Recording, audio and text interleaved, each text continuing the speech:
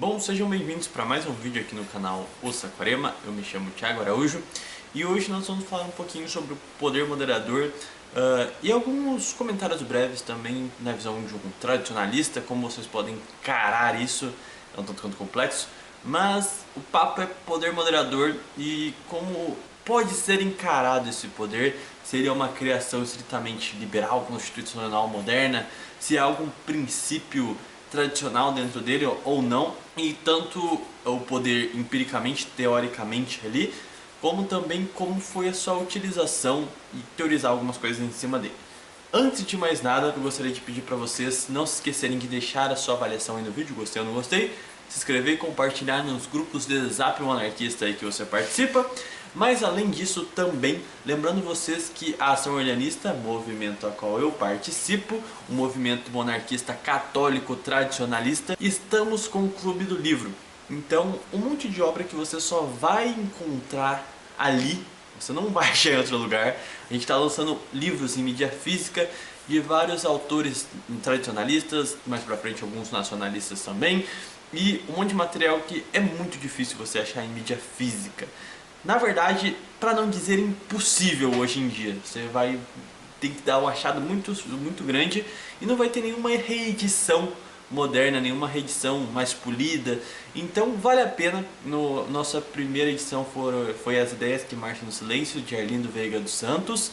E a edição desse mês, se você está assistindo isso aqui em julho ainda, é a Organização Profissional do Estado, de Vieira Paim. Então é um baita livro se você quiser entender minuciosamente como é e como funciona o corporativismo. Esse é o senhor livro, é o melhor livro a respeito dentro desse tema.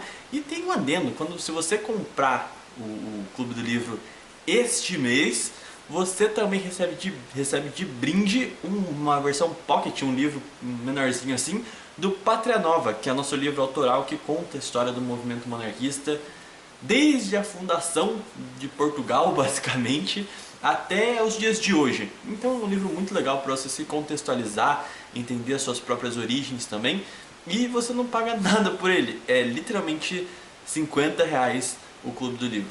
Então tá um preço muito barato, se você quiser. E lembrando, né, são números limitados de que nós temos. Nós não somos nenhuma mega corporação de nariz avantajado que consegue produzir para as massas. Então é uma coisa um tanto quanto restrita. Então garanta já a sua edição. Você pode, por enquanto ainda não estamos com a lojinha virtual, mas se você for nas nossas redes sociais, Facebook, Instagram, Twitter, @orleanismo em todas elas, ou seja, @orleanismo está aparecendo aqui para vocês. Manda uma mensagem lá, tipo, opa, gostaria de participar do Clube do Livro. E aí a gente manda uma chave Pix para vocês e aí a gente pega seus dados para enviar. Além do Pocket, você sempre ganha uns mimos juntos, assim, então é sempre alguma coisa da Princesa Isabel, alguns adesivos. Nossa última campanha foram adesivos contra o aborto. Então se você quiser começar a vandalizar a sua cidade com propaganda tradicionalista, você também vai poder, você vai ganhar umas coisinhas a mais. Então a gente sinceramente, não me pergunte como a gente pode possivelmente ter um lucro com a venda desses livros. Eu também não sei. Isso aí é coisa com a nossa grande elite semita bancária que cuida da ação. Então, enfim, garanta já o seu, que vem bastante coisa legal e a gente tenta te munir da melhor forma possível com conhecimento intelectual e material para você fazer militância, tá bom? Bom, então, indo à vaca fria, que é o poder moderador, eu acho que cabe aqui alguns pontos a se levantar. E isso aqui talvez pode ser uma complementação, às vezes, se você tiver a base do último vídeo que a gente fez aqui, que foi como seria uma monarquia tradicional hoje. Eu acho que era esse o título do vídeo.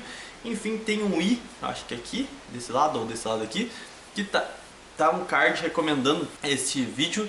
E lá eu falei um pouquinho sobre como as monarquias tradicionais seriam hoje. Então muita gente fala de Liechtenstein, Principado de Mônaco. Então vários exemplos, mas resumidamente o que eu disse nesse vídeo é que basicamente a monarquia tradicional não se resume a um arranjo institucional teórico. Então você não vai criar uma tabelinha de pontos e falar, não, tem que ter isso, isso, isso, isso, e aí é uma monarquia tradicional. Não. Basicamente, uma monarquia tradicional nunca vai se assemelhar 100% com outras, porque a tradição subsentende que está ligado com a terra, subsentende que está ligado ao povo, e nenhum povo naturalmente vai ser igual, a ver semelhante, a cópia feita de outro. Então vão ter particularidades bem específicas para cada monarquia tradicional que a gente fosse ver restaurada por aí. E isso inclui, e é o meu ponto daquele vídeo, que quem vai balizar como as instituições vai se comportar vai ser justamente o povo encarando o poder natural, o poder orgânico do chefe natural da nação. Então, o que eu dei um exemplo um pouco mais prolongado ali é de Liechtenstein, em que eles é um principado pequenininho, eles não tem como fazer afrontar o resto do mundo e falar, não, a gente não vai ter aqui esse negócio de Estado moderno e tudo mais. Não tem como eles fazerem aquilo. Então eles adotaram instituições positivas, instituições liberais. Então tem um parlamento, tem os 3 poderes, tem tudo certinho. Mas o que dá a característica de uma monarquia orgânica na modernidade, passa essa sensação de quando você começa a analisar como Liechtenstein se comporta, é justamente a fervorosidade do seu povo. Tanto a ligação deles com a fé, tanto com as tentativas bem explícitas de barrar o alienígena, o estrangeiro, tentar preservar o máximo possível do seu povo, da sua cultura ali, sem deformidades da globalização. Mas além disso, um fator importante é que quem mantém a soberania do rei perante o parlamento, quem coloca o poder orgânico natural acima do poder institucional positivo, é o povo. É ele que faz isso sempre. Sempre tem lá, você quer limitar, sei lá, o poder do rei nisso, isso. Eles votam não. Eles confiam abertamente no rei. E bom, é isso, o monarca católico, ele é a real representação e ele é o laço de... Até coloquei ali como transcendental, não dizendo que o rei é uma figura divina, mas no sentido de que ele é a representação clara, a representação viva das tradições, e o voto de confiança daquele povo sempre vem em primeiro lugar as tradições, ou seja, no monarca, do que confiar num empiricismo teórico dos poderes, entendeu? Esse que foi o ponto ali daquele vídeo. Então, por que eu estou fazendo essa recapitulação aqui? É porque eu gostaria de falar sobre o poder moderador não tão ligado à função exercida pelos nossos imperadores. Então, o primeiro ponto, vamos lá, independência. Inclusive vai ter um vídeo à parte sobre isso em breve. A independência, ela tem um problema central. O Dom Pedro II, o Dom Pedro I é muito jovem quando ela acontece.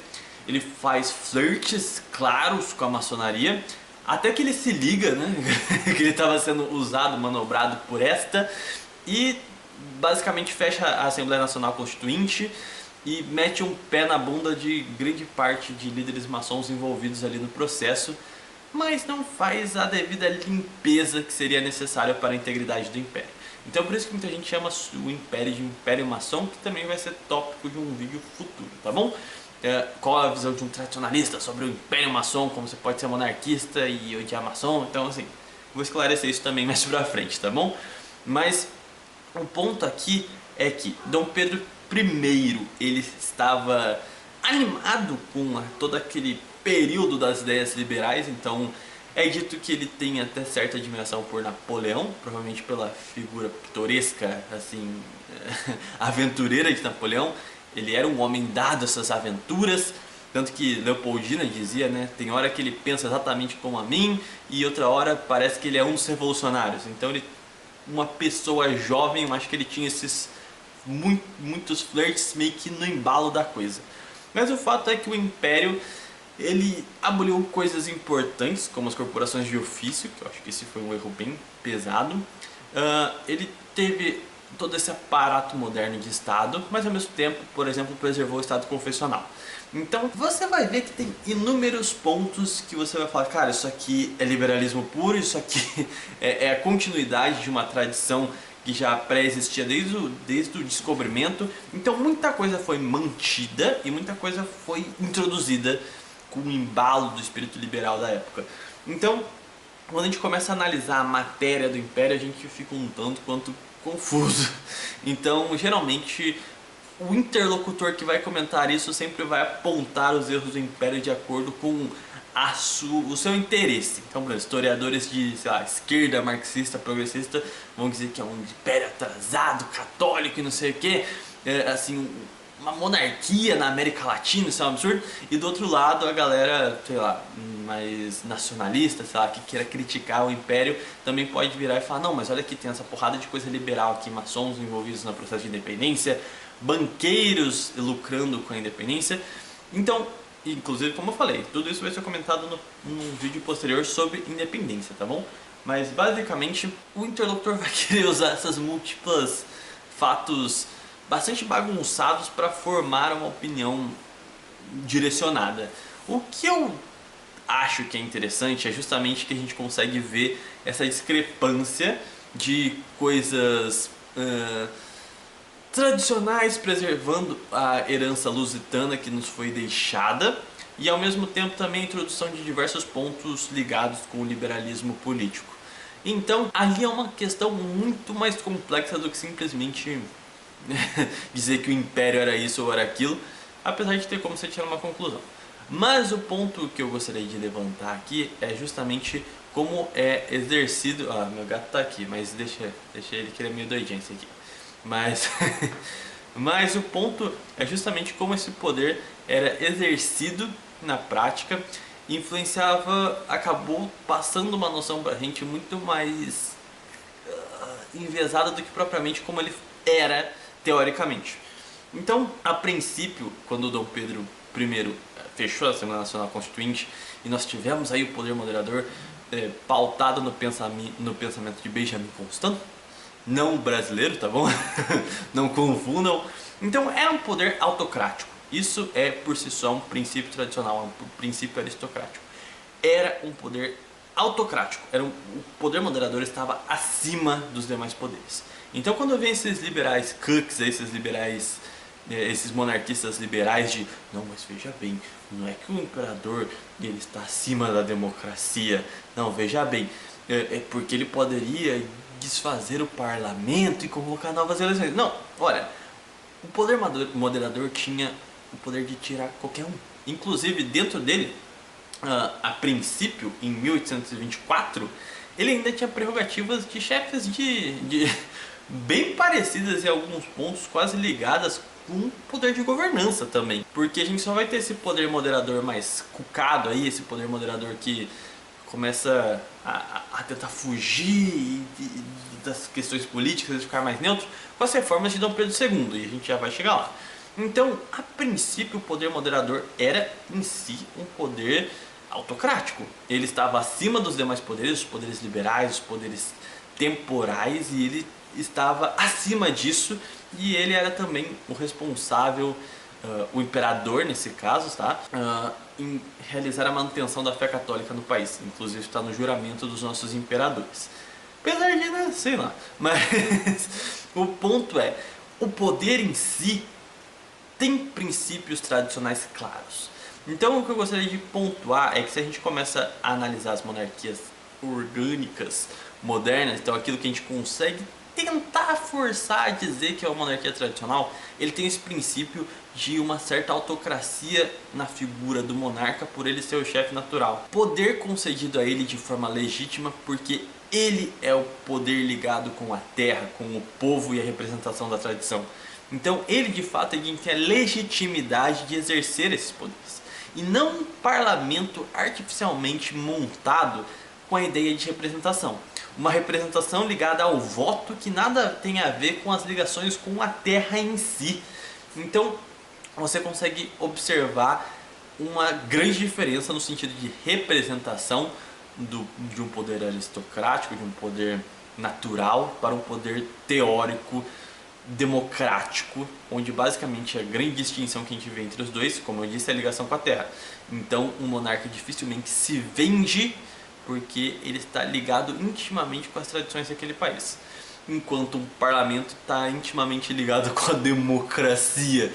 Então assim, um parlamentar vender a sua nação a um emissário estrangeiro Bom, tanto faz, né? Ele tem um período de tempo limitado para estar ali e não tem nenhuma responsabilidade real, penosa, que recaia sobre ele diante da sua má conduta. Enquanto um monarca, além de estar perdendo o seu sentido de ser, ele perde a sua função natural, ele ainda fada corre o risco de perder sua cabeça, como também vai desgraçar toda a vida de seus descendentes, desonrar a sua linhagem como um todo. Então, assim, o peso entre o que acontece com um chefe natural quando ele cai em desgraça para um parlamentar democrático são coisas bem óbvias, e assim, o grau do que acontece com cada uma fica bem óbvio. Então, gostaria de colocar aqui é que o poder moderador, como ele foi concebido e teoricamente ele como foi transcrito e a ideia inicial dele, é um poder sim com faces tradicionais. Então é aquilo que eu digo, a gente nunca vai conseguir, não pensem que isso é possível, você retroceder a história propriamente dito. Então você não vai ter um feudalismo do jeito que era no passado, não porque o sistema político em si está fadado, mas é porque as tecnologias mudaram e isso interfere diretamente na nossa forma de conceber a realidade. Então não é possível a gente tentar voltar para esse período. Mas o fato é que a reimplementação de uma cristandade não vai ser igualzinha no passado. Ela vai trazer novas faces porque os tempos são outros. Nenhuma realidade vai ser igualzinha, um encaixe perfeito de como era no passado. Então adaptações nesse sentido vão acontecer pela própria realidade.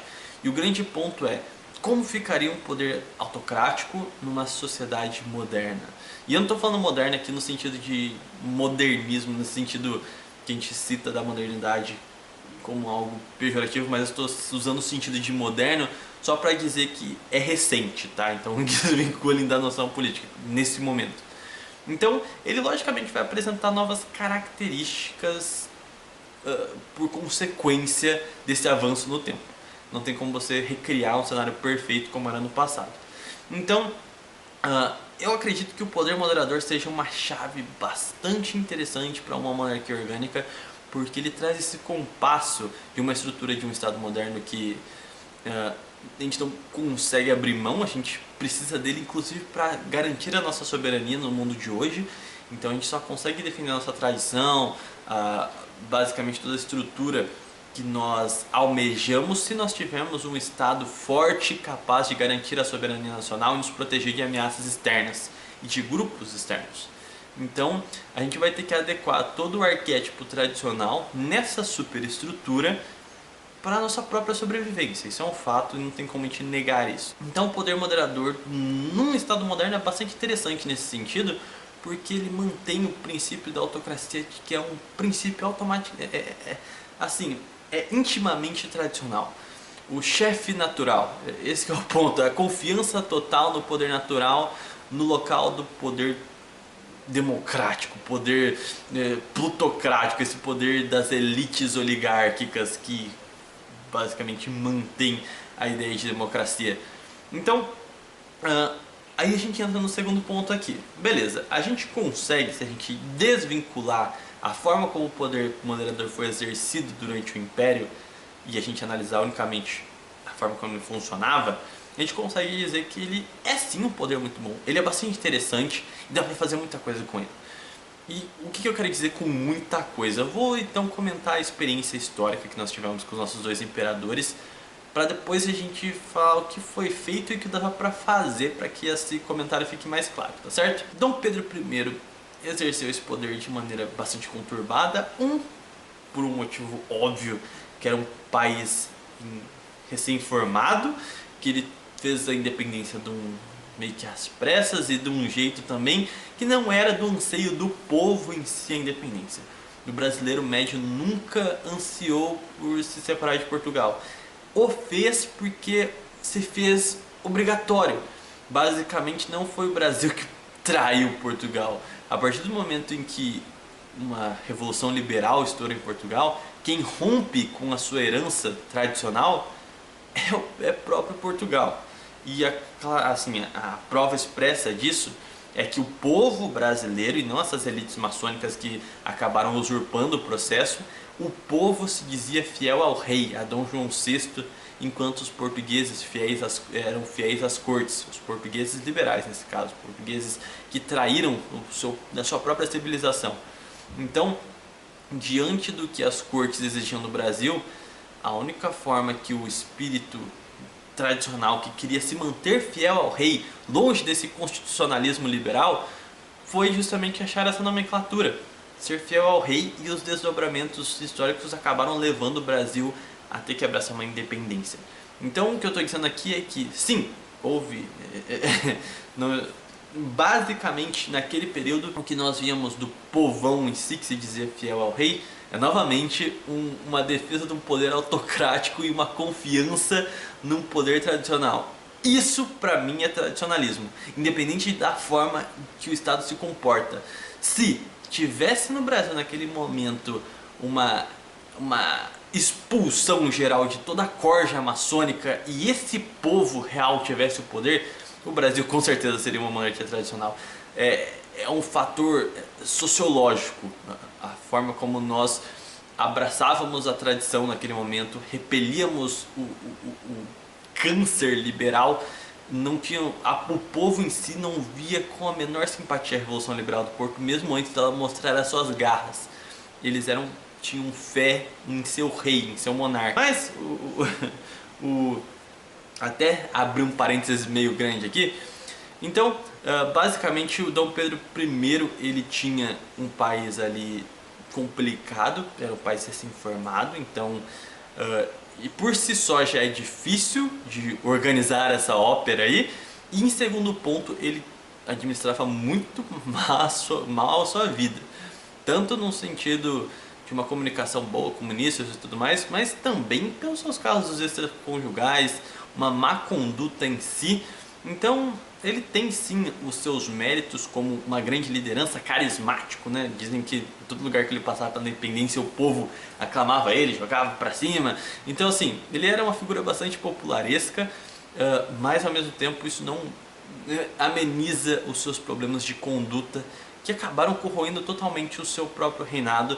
Aliado a isso, uma elite maçônica no Império, que assim que puderam orquestrar um chute na bunda dele, o fizeram sem pensar duas vezes. Tanto que você pode pegar até as mídias, os jornais da época, geralmente era a maior parte de maçons, etc. Mas o ponto é que não dá para fazer uma análise muito profunda sobre a forma como ele utilizou o poder moderador.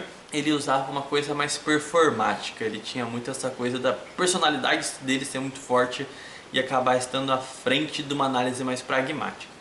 Por outro lado, quem usou de maneira que dá para se analisar com precisão o poder moderador é Dom Pedro II. E quando eu digo com precisão, não é um elogio, tá bom? Porque Dom Pedro II foi um homem que ele, como figura pública, como político, agora longe de ideologias, não tem o que criticar. Era um homem que via as ciências, que tinha todo um respeito como governador, nunca aumentou seu próprio salário. Essas questões morais para o afegão médio, elas são assim, inquestionáveis, sabe? Ele foi um homem íntegro nesse sentido. Por isso que todo boomer, quando descobre o Império, fica encantado com a figura do imperador. Então, isso não tem como criticar, e ele foi o homem que por mais tempo governou o Brasil. Ele foi a cara do Brasil. Não tinha como dissociar Dom Pedro II como a face brasileira. Então, ele tem todos esses méritos, mas o ponto aqui vai bater um pouco na imagem dele, porque ele tinha um problema em que o pai dele abandonou ele. Bonifácio, apesar de romantizarem muito a criação que Bonifácio deu para Dom Pedro II, olhem quanto tempo Bonifácio ficou com Dom Pedro II. Sim, é um período muito pequeno. Não vou dizer que não teve efeitos naquele período, mas é muito pouco tempo. Então a criação dele foi gestada por políticos. E ele, por essa razão, teve um déficit na fervorosidade dele como católico. E, por outro lado, ele era uma figura que foi criada para ser um chefe de Estado moderno. Tanto é que ele já tinha uma visão muito moderna, muito progressista para o seu tempo. Inclusive essas noções que basicamente botaram fim e orquestraram, meio que deixaram tudo pronto para o golpe republicano depois, e ele nem quis reagir. Então esse é um grande problema de Dom Pedro II, a formação. E eu não estou falando aqui de formação de que ele era iletrado, não. A formação intelectual dele é impecável, mas estou falando na formação de valores específicos. Ele não era um típico Bragança, esse que é o ponto. Ele não tinha a fervorosidade que posteriormente a sua filha viria a ter. Então ele tinha muito esse princípio da impessoalidade. Então ele tentava manter ali uma rotatividade contínua nos poderes, sempre civis governando. Você pode ver que os militares não têm espaço no império, na política. Então ele tenta, e ele acaba sendo visto como um grande gênio político e tudo mais, porque ele realmente consegue trazer uma estabilidade política bem grande para o país. Mas é aquela estabilidade típica de um regime liberal. A gente não está tendo problemas e crises políticas durante o seu reinado, inclusive ele estabiliza todas as grandes crises do período regencial e do primeiro reinado, mas a que custo? Então, o poder político liberal das instituições como o parlamento tem um poder ridiculamente grande. E ele inclusive começa a fazer reformas abrindo mão de poderes que ele poderia ter para fazer pressão e entrar forte com o jogo para impor as suas convicções quanto imperador e chefe natural perante esse parlamento que não dificilmente, apesar do nível ser, lógico, mais alto que a gente tem hoje, porque não é muito difícil, mas ainda assim tinha suas raposas e um clube de interesses. A política inteira era quase toda composta por maçons, para não dizer totalmente. Então os interesses fundiários de pequenos grupos sobrepondo os interesses da nação em si. Então existem problemas centrais na forma como foi utilizado o poder moderador ali. Então poderia ter sido um poder impositivo, sabe?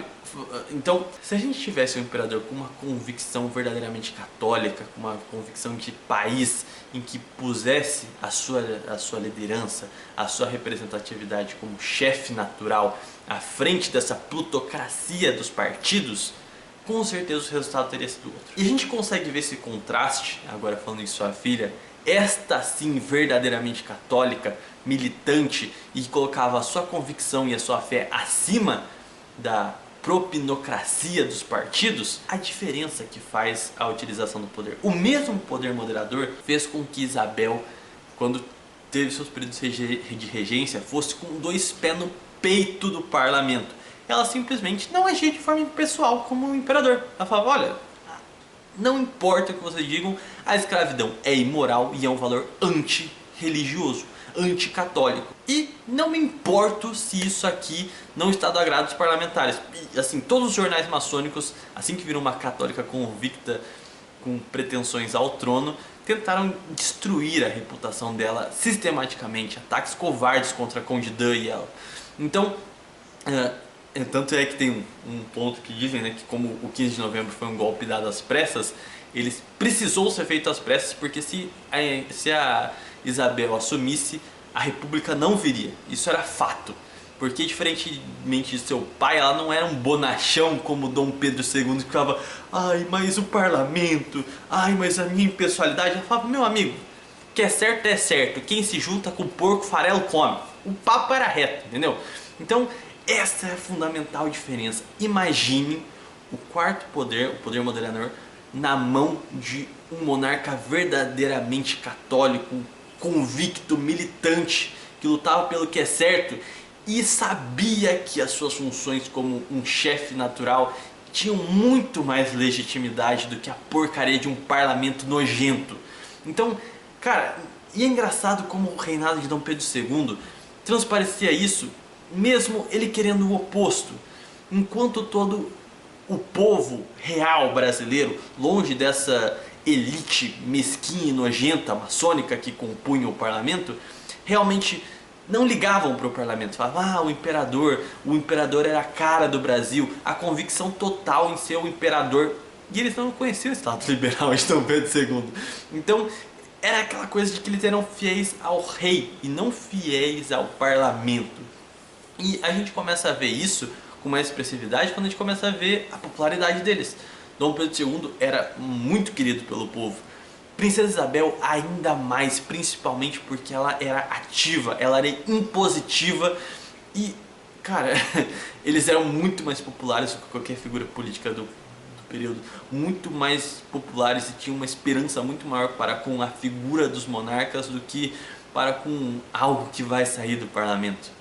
Então, o poder moderador, como eu falei lá no começo, é um poder aristocrático, é um poder autocrático. E nas mãos corretas, imagine o que o poder moderador não poderia fazer pela espiritualidade no país. Então assim, se Princesa Isabel realmente tivesse tido seu reinado, eu tenho certeza que um resgate para a cristandade, assim como Dom Luiz e Dom Bertrand muito falam hoje, teria sido feito com muita fervorosidade.